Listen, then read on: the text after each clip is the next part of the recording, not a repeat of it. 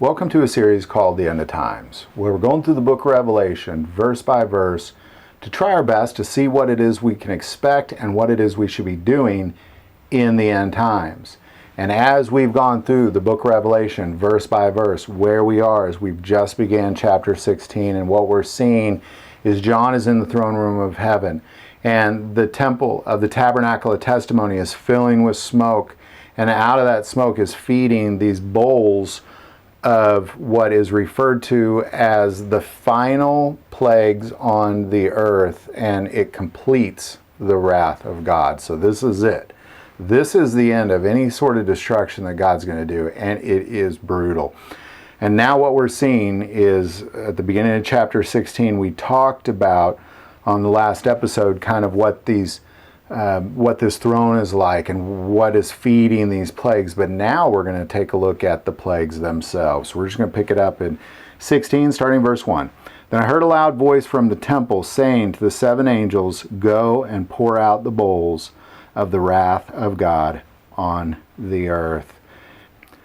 Now I want to pause right there, because the very first bowl that we're going to see is malignant sores. And we're going to get into that in just a second. But I want to kind of take this verse for a second, because I want to address a couple things. First of all, these are angels doing this. So I'll just read again. Then I heard a loud voice from the temple saying to the seven angels, "Go and pour out the bowls of the wrath of God on the earth." Now, I want to take a moment and talk about these angels. First and foremost, a third of the angels, a countless number of angels, but a third of them fell. They were disobedient to God. They fell to the earth. They slept with women and had weird giant children, and God cast them to the earth. There was no place for them. So they were on the earth, and they've been here tormenting us ever since. That's why there is a spiritual war on this earth.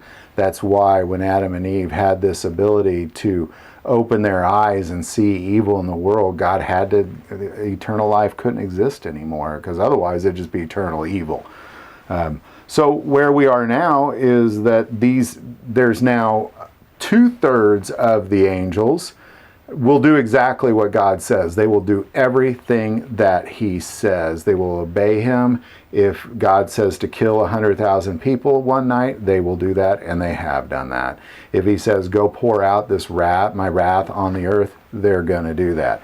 Now, with that being said, it's the angels doing it. But what are these plagues? Well, let's start by looking at how God works through plagues. Like, how does He work through plagues? Because He's done this in the past. We saw this in Egypt at the beginning of Exodus, this plagues of Egypt, and a lot of them are very similar. So we're kind of going to run some parallels between these plagues to see how God works through plagues. So we're just going to kind of jump into Exodus a bit, just to kind of just poke at that before, because we're going to spend many episodes going over every single bowl and every single plague, and then we're going to relate it. But let's take a look at really what's taking place here. So we're going to take a look at Exodus, starting in chapter 9, verse 8. So the Lord said to Moses and Aaron, "Take for yourselves handfuls of ashes from a furnace, and let Moses scatter it towards the heaven in the sight of Pharaoh. And it will become fine dust in all the land of Egypt, and it will cause boils that break out in sores on man and beasts throughout all the land of Egypt." So what we're looking at is essentially the same thing, but this is highly contagious and quick moving, because what we're about to see is He throws these ashes in the air, and immediately everybody around there starts bursting out in boils. We'll go on in 10. Then they took ashes from the furnace and stood before Pharaoh, and Moses scattered them towards heaven, and they caused boils that break out in sores on man and beasts. And the magicians could not stand before Moses because of the boils, for the boils were on the magicians and on all the Egyptians. But the Lord hardened the heart of Pharaoh, and he did not heed them, just as the Lord had spoken to Moses. So this particular plague, God is the same as yesterday as He was today. Chances are it's going to be a very similar thing. This is highly contagious. Highly contagious. I mean, He threw ashes in the air, and here we got an angel with a bowl that's coming out of a furnace as well. There's a lot of parallels of how God works through these malignant sores that He's about to pour onto the earth. But it's more than that. Like, God gives us a warning, and we're going to take a look at that first. There's definitely a warning, and we can see that in 9. The seventh plague, hail, it says in 19, therefore send now and gather your livestock and all that you have in the field, for the hail shall come down on every man and every beast which is found in the field and is not brought home, and they shall die. He who feared the word of the Lord among the servants of Pharaoh made his servants and his livestock flee to the houses. But he who did not regard the word of the Lord left his servants and his livestock in the field.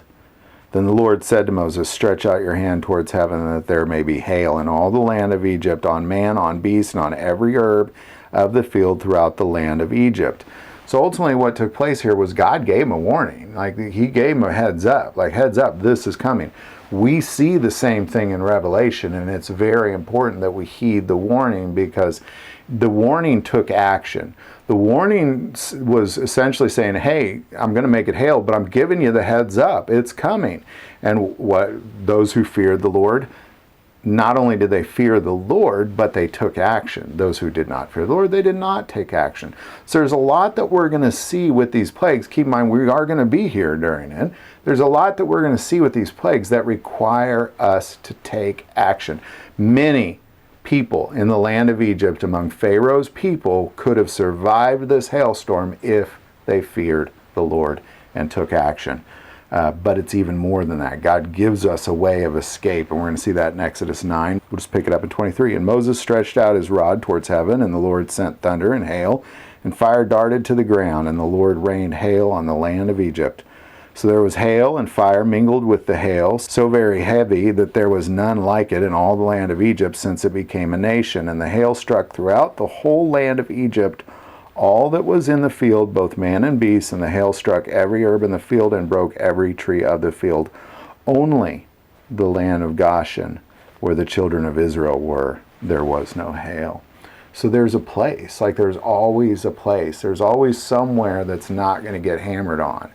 You know, and oftentimes when people say, well, God promises a way of escape, or, you know, this is what I'm getting at. Like, this is the exact idea. What you're seeing here is where the Israelites are, there is no hail. Everywhere else is getting destroyed. And there's a few individuals that were smart, and they went inside before all this began. But even more than that, the 10th plague, now again, keep in mind there's 10 plagues of Egypt, there's 7 in his completing his plague, and his final plagues. The 10th was the death of the firstborn. It was a very significant plague. It's the one that brought more mourning than every single other thing. But what it came with for the Israelites was it came with, again, some action they had to take. It wasn't just, I'm Israeli, I'm not going to lose my firstborn. No, they had to slay the blood of the lamb, and they had to paint the doorpost. And obviously there's a lot of parallels through the salvation of Jesus Christ in that.